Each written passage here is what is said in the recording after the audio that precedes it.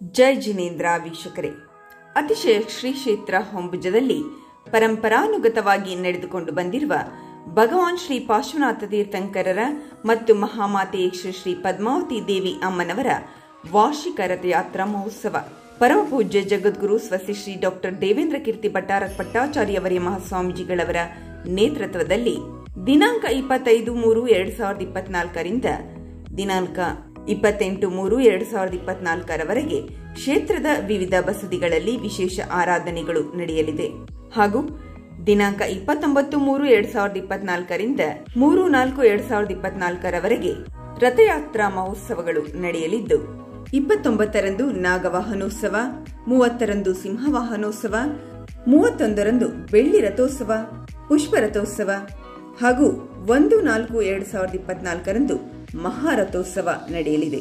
ಧರ್ಮಬಂಧುಗಳು ಆಗಮಿಸಿ ಪುಣ್ಯಭಾಗಿಗಳಾಗಬೇಕಾಗಿ ಶ್ರೀಮಠದ ಆತ್ಮೀಯ ಆಹ್ವಾನ.